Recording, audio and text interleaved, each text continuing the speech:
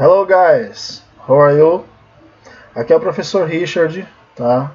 Eu vou trabalhar com vocês no itinerário formativo sobre língua inglesa, certo?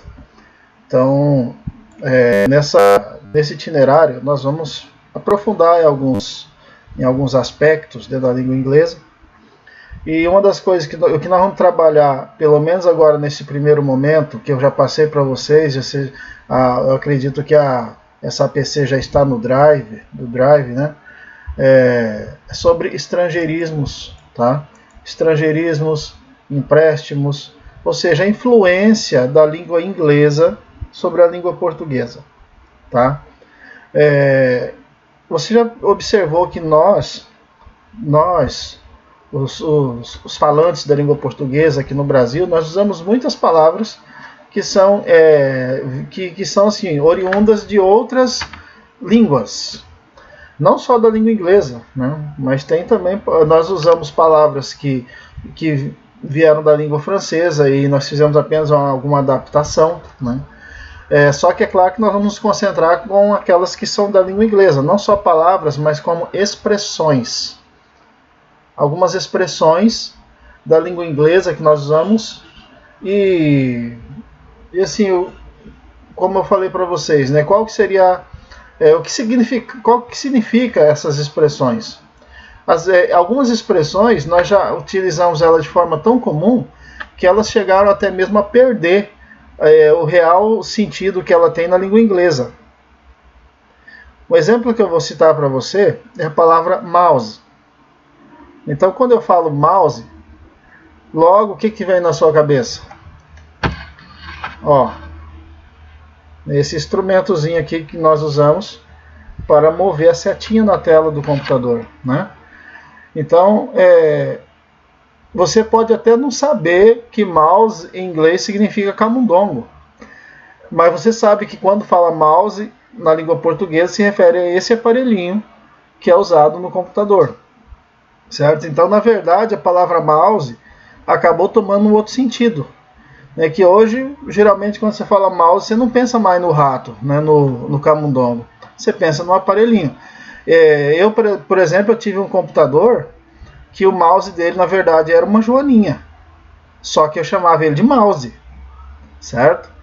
Então, assim, são palavras que vieram da língua inglesa e algumas tomaram um sentido diferente. Algumas foram adaptadas, ou seja, sofreu uma certa aportuguesação. Acho que eu inventei uma palavra aqui, tá?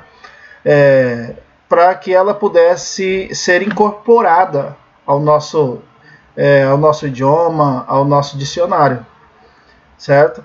Agora, tem algumas palavras que elas não sofreram nenhuma modificação e a gente simplesmente usa elas porque a gente aprendeu a usar, a gente acha elas mais bonitas, certo?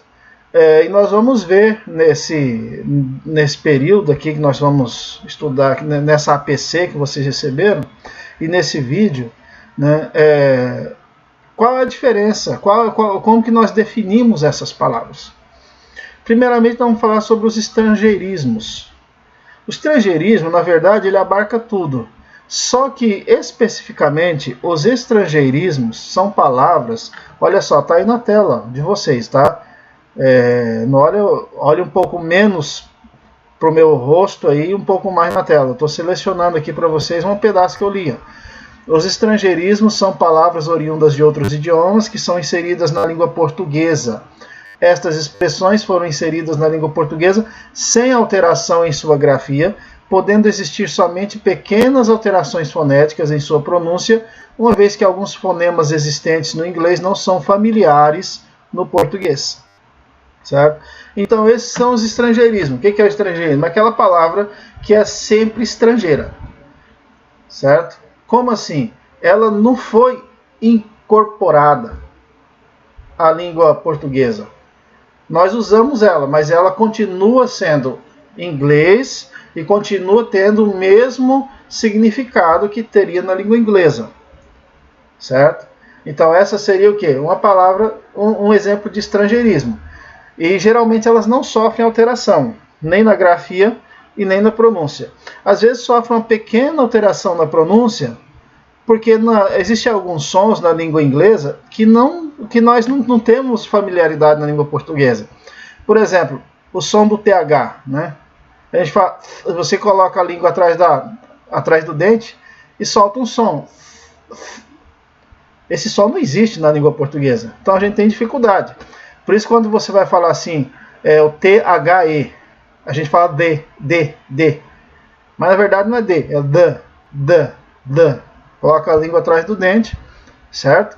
Então são sons que não tem na língua portuguesa, então por isso são feitos o quê? Algumas adaptações, tá? Mas ela continua sendo uma palavra estrangeira, um termo estrangeiro. Eu vou dar uma pausa aqui, parar esse vídeo aqui e continuar no próximo, para ele não ficar muito extenso e o seu celular conseguir carregar todos parte por parte numa boa, tá?